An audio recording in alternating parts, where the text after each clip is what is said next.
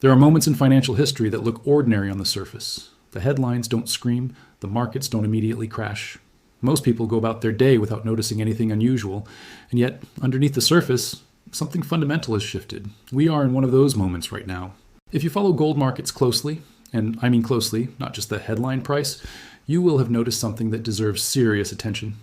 The Shanghai Gold Exchange is currently trading at an $11.63 premium over COMEX pricing, and according to data now circulating among institutional desks and independent analysts, approximately 61% of registered COMEX gold inventories are no longer available for physical delivery.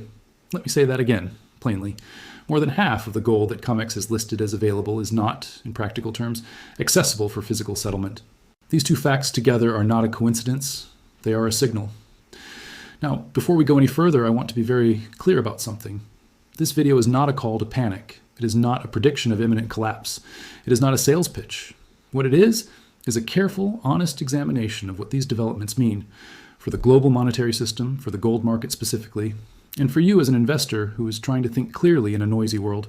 If you already hold physical gold or gold-related assets, this video will help you understand what is happening around your position and why disciplined patience may be one of the most valuable tools you have right now.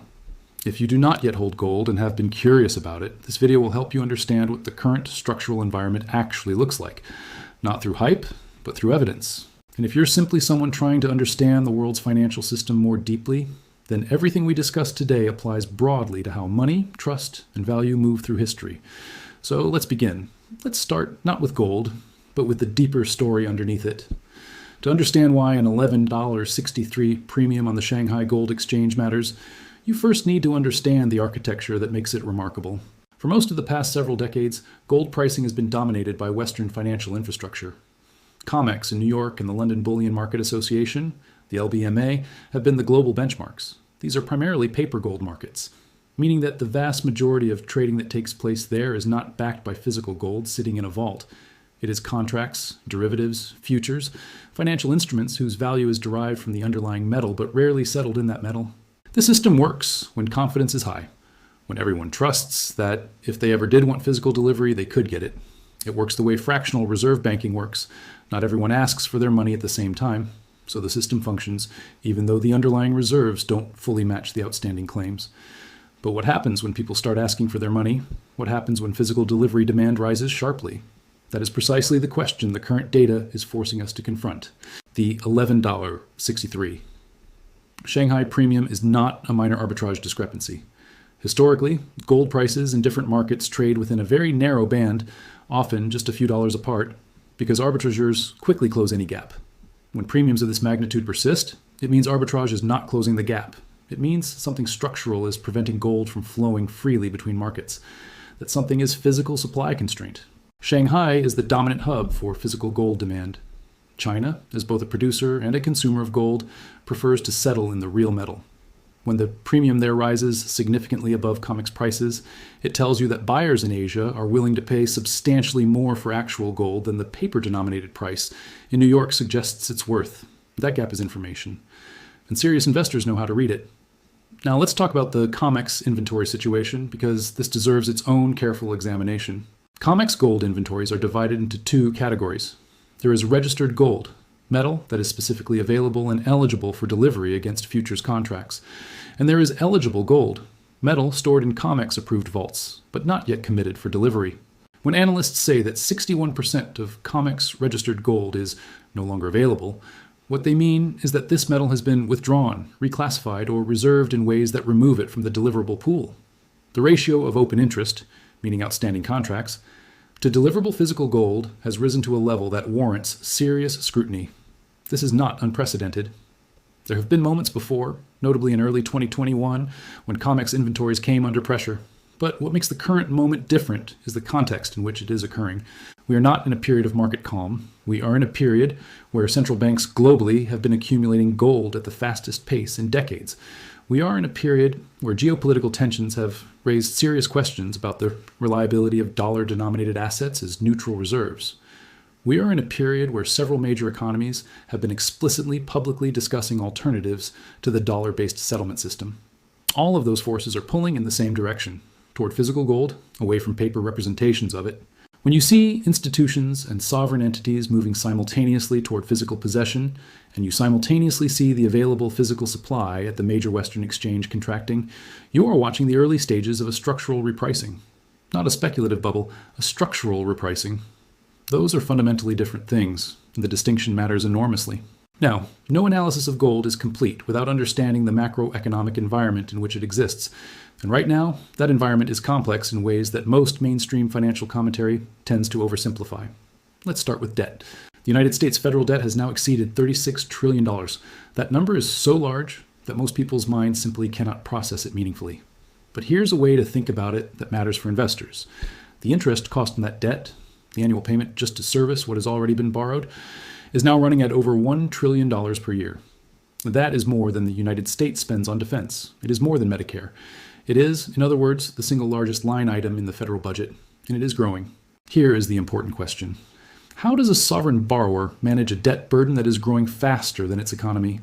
History gives us a limited number of answers. You can grow your way out, but that requires sustained growth that seems unlikely given current demographics and productivity trends. You can cut spending dramatically, but that carries significant political and social costs that most governments have historically been unwilling to bear. You can default, but sovereign default by a reserve currency nation would be catastrophic in ways that are almost impossible to model. Or you can inflate. You can allow the purchasing power of the currency to erode gradually, which reduces the real value of the debt over time.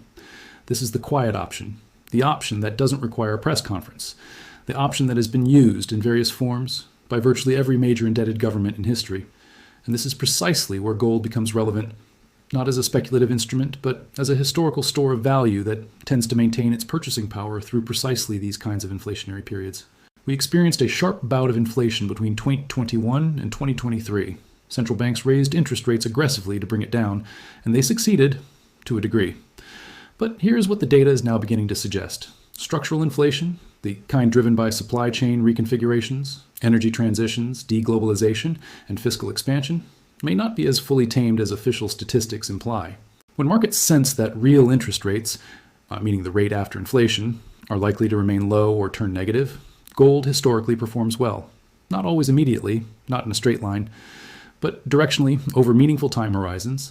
The relationship is consistent, and right now the real interest rate environment, combined with central bank accumulation, combined with physical supply constraints, is creating a convergence that informed investors are watching very carefully. Here's something I want you to sit with for a moment. The gold market, at this precise point in time, is one of the most misunderstood stories in mainstream finance. And the misunderstanding cuts in both directions. On one side, you have people who dismiss gold entirely. They'll say it has no yield, it's a relic, it doesn't belong in a modern portfolio. These are often people who have spent their entire careers in a world where the dollar was unchallengeable, where U.S. treasuries were the ultimate safe haven, and where the financial infrastructure built after World War II simply was the world. That world still exists, but its foundations are less certain than they were. On the other side, you have a smaller but very vocal group of people who treat every gold price move as confirmation of imminent societal collapse. They overlay every data point onto a narrative of catastrophe. They are genuinely not helpful. Their framework prevents nuance, and nuance is precisely what serious investors require. The truth about gold exists in neither of these camps. Gold is not a magic asset that solves every problem. It has periods of significant underperformance. It has periods of frustrating consolidation. There have been stretches, long stretches, measured in years, where holding gold felt like a poor decision compared to equities or real estate. Anyone who tells you differently is not being honest with you. But gold is also a proven, thousands of years old mechanism for preserving purchasing power through monetary debasement, geopolitical instability, and systemic financial stress. It has no counterparty risk when held physically. It cannot be printed. It cannot be sanctioned away if you hold it in your own possession. And its current structural supply situation, the Shanghai premium, the COMEX inventory drawdown, suggests that the gap between the paper price and the physical reality may be in the process of closing. Understanding both of these truths simultaneously is what separates a disciplined investor from either a dismissive skeptic or a fearful panic buyer. Most people misunderstand this moment because they are reacting emotionally, either to the excitement of potential gains or to the discomfort of uncertainty. The goal of everything we discussed today is to help you escape that emotional framework and engage with the evidence calmly. Let's talk about central banks for a moment, because they may be the most important signal in this entire story. For much of the post-1971 era, after Nixon ended the dollar's convertibility to gold, Central banks in developed Western nations were actually net sellers of gold. They viewed it as an outdated reserve asset. The Bank of England famously sold roughly half of its gold reserves at the bottom of the market in 1999, locking in prices that now look extraordinarily low. That trend has dramatically reversed. In 2022, central banks purchased more gold than in any year since 1967. In 2023, they purchased the second highest amount on record. Data through 2024 shows this trend continuing with no meaningful signs of reversal. Who is buying? Primarily the central banks of nations that have watched with close attention what happened to Russian foreign exchange reserves in 2022. When the United States and its allies froze approximately $300 billion in Russian sovereign assets held in Western financial infrastructure, it sent an unmistakable message to every nation whose relationship with the West might ever become complicated. Assets held within Western systems can be made inaccessible. Gold held physically within your own borders cannot. The implications of that lesson are still propagating through the sovereign wealth and central bank community. Nations that previously trusted the dollar-based reserve system as neutral infrastructure are now, quietly but consistently, diversifying toward an asset that no government can freeze.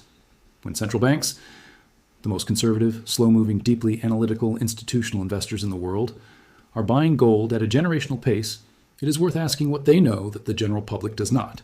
They are not buying gold because they expect the world to end. They are buying gold because they are managing risk. They are buying gold because the global monetary architecture is in transition, and prudent reserve management requires exposure to assets outside any single currency system. That is not a radical idea. It is a conservative one. And it is happening right now at scale. One of the most underappreciated forces driving the current gold market is currency pressure, specifically the structural questions surrounding the US dollar's role as the world's reserve currency. This is a topic that gets sensationalized easily, so let me be precise about what the evidence actually shows. The dollar is not about to be replaced. It remains the dominant medium of international trade, the primary currency of debt issuance, and the deepest, most liquid financial market in the world. Anyone telling you that the dollar will collapse next year is almost certainly wrong and probably trying to sell you something. But dominant and unchallengeable are different things. And the evidence that the dollar's share of global reserves is gradually declining, slowly, unevenly, but consistently, is not speculative. It is in the data published by the International Monetary Fund. When the dollar's share of global foreign exchange reserves peaked, it was above 70%. As of recent IMF data, it has declined to roughly 58% and continues its slow drift. This is not a crisis, but it is a trend. And trends, sustained over time, have consequences. As nations diversify away from dollar-denominated reserves, they need somewhere to put that capital. Some of it goes into euros, yuan, or other currencies. Some of it goes into infrastructure investments. But a meaningful and growing portion is going into gold, specifically because gold sits outside any currency system. It is not anyone's liability. It does not require trust in any particular government or central bank. It simply is. The Shanghai premium, viewed through this lens, takes on additional meaning. China, the world's largest gold producer and one of its largest consumers, has structural reasons to want physical gold priced and settled within its own financial infrastructure, rather than dependent on Western exchanges.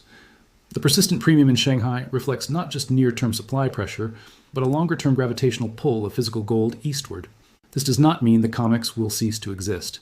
It does mean that the balance of pricing power in the gold market may gradually shift. And investors who understand that shift before it becomes front-page news are in a fundamentally different position than those who read about it afterwards. I want to take a step back now and talk about history, because financial history is genuinely one of the most useful tools available to any investor. Not because it repeats exactly, but because it rhymes in ways that illuminate the present. Think about the period between 1968 and 1980. The United States was running significant fiscal deficits, partly driven by the costs of the Vietnam War. Inflation was rising.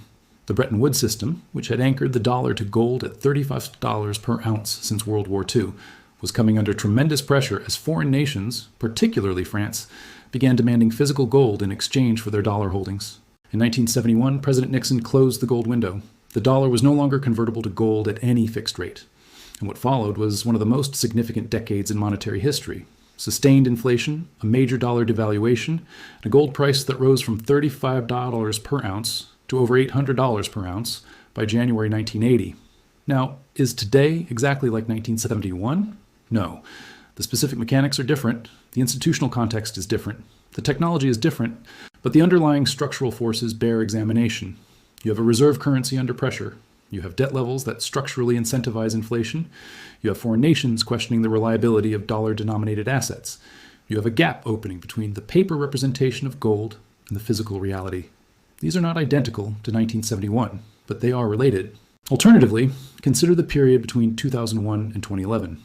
Gold began that decade at under $300 per ounce and ended it approaching $1,900. This was not a straight line. There were sharp corrections, periods of frustrating sideways movement, and moments where the broader narrative suggested gold's bull run was over. Many investors sold during those corrections and missed the continuation. What drove gold over that decade? A combination of dollar weakness, rising geopolitical uncertainty following September 11th, the emergence of China and India as major gold consumers, and the early stages of the same debt expansion that we are now seeing at a far more advanced stage. The lesson from these historical periods is not that gold always goes up. The lesson is that gold tends to perform well during specific conditions: monetary uncertainty, currency debasement, and structural shifts in the global financial order. And when those conditions are present, the investors who benefit most are those who understood the underlying forces before they became obvious, not those who chased the story once it was already on the front page.